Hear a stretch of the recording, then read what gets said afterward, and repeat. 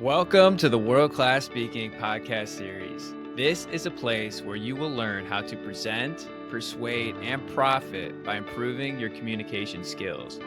Each episode in the series is a chapter from the book World Class Speaking in Action. And each chapter is written by a certified world class speaking coach. I'm your host, Matt Miller, and I've carefully crafted and summarized each chapter in the book.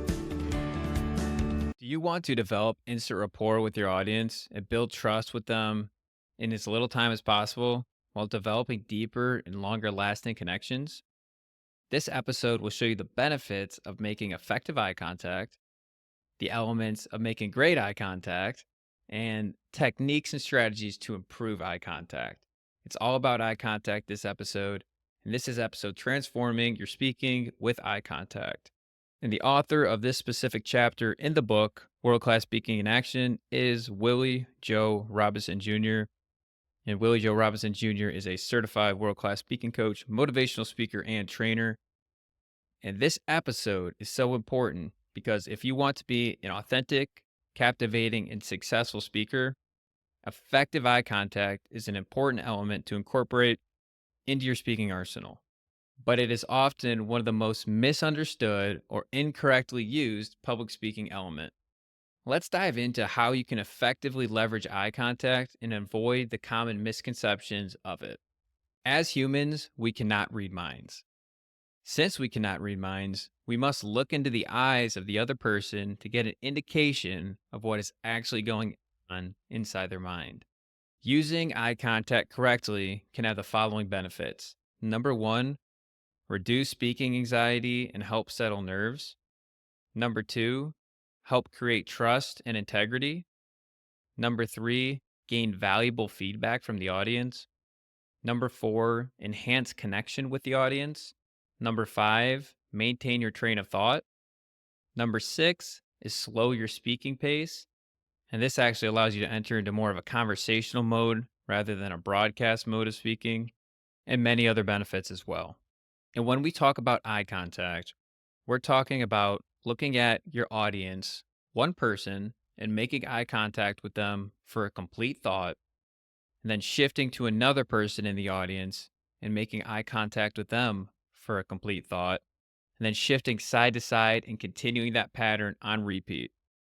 Speaking from experience, the only way to do this and to get good at it is number one, practice, but number two, you need to have your speech memorized. Because if you can have your speech memorized, then the speech coming out of your mouth can be on autopilot. And then you can start focusing on the fine details of what your hand motions are going to be, what you're going to move on stage towards, what scene you're going to create, but also the eye contact that you're going to make with the people in the audience. So it's very important to practice, but it's also very important to make sure that you have your speech memorized.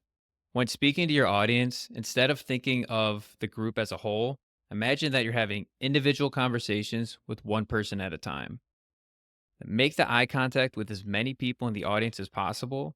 And when you're making this eye contact, don't just blaringly stare directly into their souls, but smile and make it more engaging and friendly. One common challenge that people can have when they're trying to make eye contact is the room is just too vast. It's too big. You can't make eye contact with everybody. One thing you can do to mitigate this is think of making individual eye contact in a triangle motion. So you can think of a triangle. You can start with the point on the front right and make eye contact with somebody on the front right of the audience. And then you can transition to the back middle, and that would be the second point in the triangle.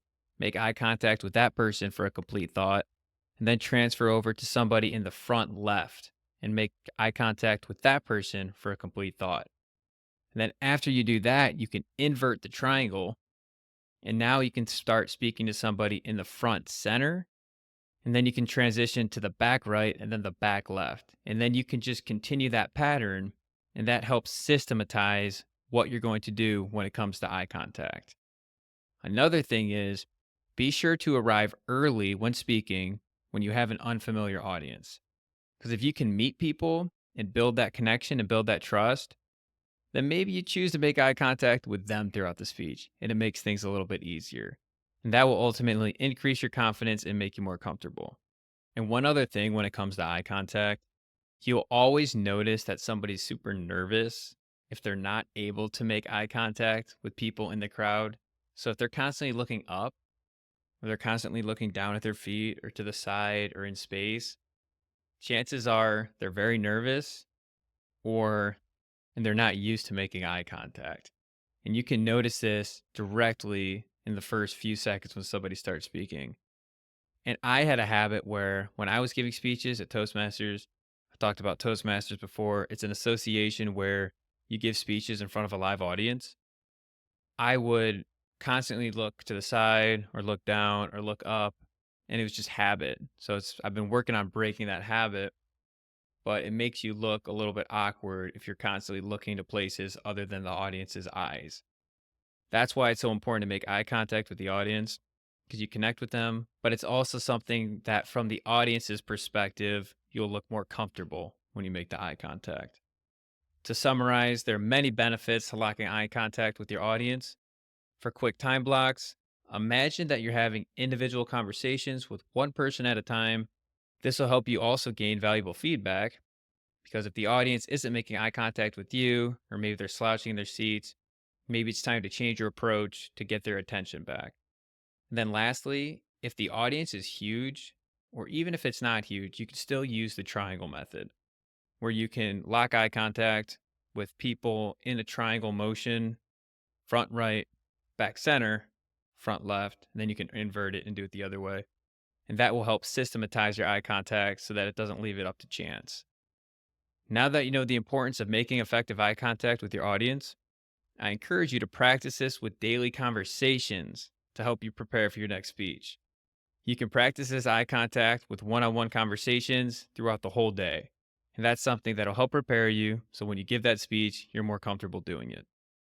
And that wraps up this episode. And in the next one, you will learn how to master one of the most engaging parts of the speech, the question and answer.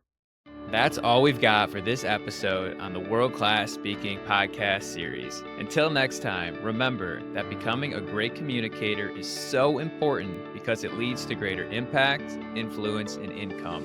Thank you for listening and have a great day.